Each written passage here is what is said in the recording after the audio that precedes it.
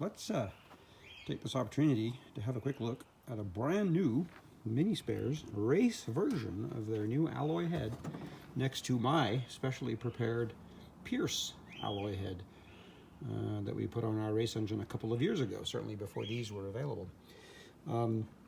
The interesting comparison, we did some valve measuring, and there's some other clips here where we talk about some of the differences. They've spaced the valves a little bit further to increase the durability of the seats with big valves, providing a bit more room.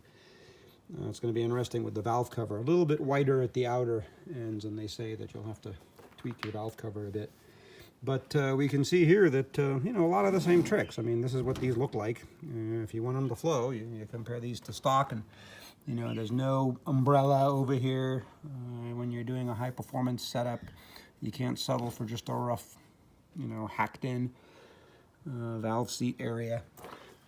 Obviously we take a tremendous amount of time dialing these in, carving them out, but we're rounding off these areas here, making sure there's no sharp edges as we approach the combustion chamber. And that's exactly what's happened here. These are beautifully made. Very impressed so far. But you know, when you look down the throats, it's a similar view. The difference, of course, I didn't have to hand carve that one, and I didn't have to source these very special 1/10 inch longer valves to work with our valve springs as far as the pocket depths and such. These here are fully set up with titanium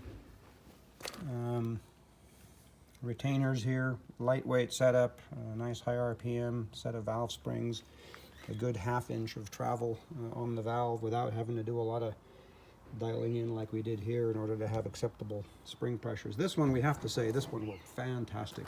We dynoed tremendous, nearly better than 115 horsepower at the wheels. And we made some changes here, cams and such, switching to this head because of its availability. And it's really apparently very good quality. We'll move over here. Let's take a quick look at our block. We've got our Cometic multi-layer gasket. These tend to be a little springy at first, but they're very nicely made. They settle down. You do want to make sure that you don't have any overhanging rivets on these. With the cast iron head, I found I had to hack one of these rivets out, but the other Peirce head, the alloy head, let me work with it. We'll see how the MiniSpares one goes on here. We'll pay attention to it. One thing to mention, I've told a lot of people this little trick, and it really does help.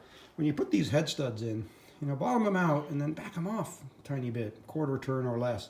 That little bit of wobble right there makes sure that they don't take a little tilt as you bottom them out and tighten them, which then has people resorting to using a big mallet to pound the head on.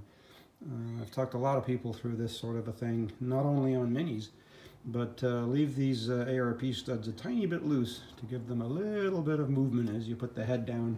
With these hex heads, of course, you can dial them in after they're assembled. All right, we'll have the head on here shortly, and progress continues.